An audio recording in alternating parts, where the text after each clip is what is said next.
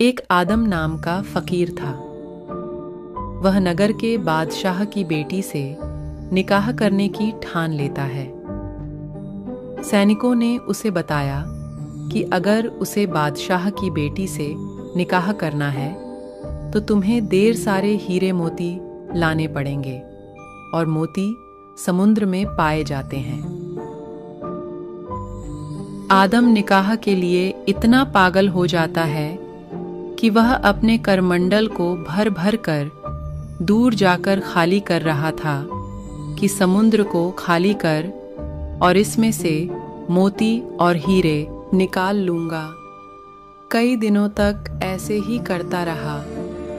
एक दिन पूर्ण परमेश्वर कबीर साहेब वहां आए और आदम को ढेर सारे मोती देकर चले जाते हैं।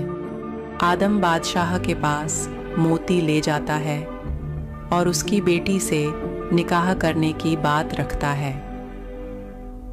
लालच में आकर बादशाह सैनिकों को आदेश देकर उसे पकड़वाकर उससे मोती छीन लेता है और सैनिक उसे मार पीट कर जंगल में छोड़ आते हैं।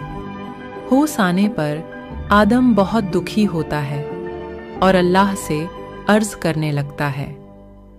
कुछ दिन बाद बादशाह की बेटी का देहांत हो जाता है।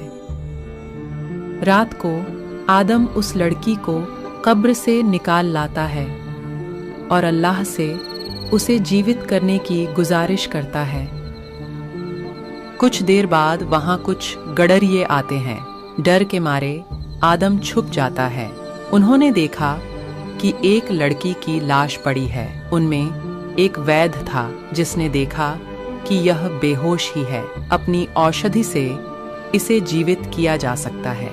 उसने औषधि लड़की के मुख में डालकर एक नस से जहरीला रक्त निकाल दिया। कुछ देर बाद ही लड़की को होश आ गया, लेकिन उसे कुछ याद नहीं था। आदम बाहर आता है और सब सच्चाई बता देता है। लड़की ने अपनी जीवन रक्षा जान आदम से निकाह करने पर राजी हो जाती है और आदम के साथ उसकी पत्नी के रूप में रहने लग जाती है। कुछ दिन बाद आदम को एक पुत्र की प्राप्ति होती है। वह बच्चा बहुत सुंदर होता है। आदम रोज उसे नगर में एक मौलवी की पाठशाला में छोड़कर आता है और शाम को वापस लाता है। एक दिन नगर का बादशाह, जो पाठशालाओं में गरीब बच्चों की मदद करता था, उसने आदम के बच्चे को देख लिया। बादशाह ने बच्चे को देखते ही गले से लगा लिया, क्योंकि उसे वह अपनी बेटी की शक्ल जैसा सुंदर लगा। बादशाह ने कहा कि इस बच्चे को मैं लेकर जा रहा हूँ और उस फकीर को बोल देना कि मेरे महल में आ जाए और इसे ले जाए। आदम डरता हुआ महल में जाता है। बादशाह ने आदम से पूछा कि यह बच्चा किसका है? हमें इसमें हमारी बेटी नजर आती है। आदम ने कहा कि यह आप ही की बेटी का है। बादशाह और उसकी पत्नी चौंक जाते हैं। आदम ने उन्हें पूरी घटना सच सच बता दी। बादशाह ने कहा कि अब से आप हमारे यहीं रहोगे और इस बच्चे को भी यहीं रखना चाहता हूँ। आदम मान जाता है। बादशाह और उसकी पत्नी अपनी बेटी को लेने उसकी कुटिया में जाते हैं। आदम कुटिया में आकर अपनी पत्नी से कहता है कि वह अब यहाँ नहीं रहना चाहता है और वह अपने माँ बाप के साथ महल में ही चली जाए। आदम उस कुटिया को छोड़कर जंगल में चला जाता है और वापस नहीं आता। बादशाह अपनी बेटी और उसके बच्चे को अपने साथ महल में रखने लग जाता है।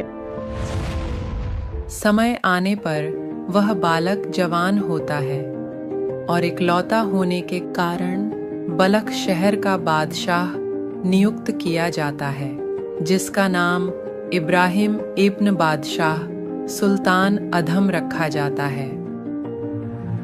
अधम सुल्तान ने पूरी दुनिया जीत रखी थी। बादशाह के पास लाखों की संख्या में हाथी और घोड़े थे। तथा 16,000 रानियां थीं। ये 2D एनिमेशन संत रामपाल जी महाराज के सत्संग प्रवचनों का अंश मात्र है। संपूर्ण आध्यात्मिक ज्ञान प्राप्त करने के लिए अवश्य सुनिए संत रामपाल जी महाराज जी के मंगल प्रवचन। आप संत रामपाल जी महाराज जी के मंगल प्रवचन संत रामपाल जी महाराज एप्लीकेशन पर भी सुन सकते हैं तथा उनके द्वारा लिखी पुस्तकें भी डाउनलोड कर सकते हैं।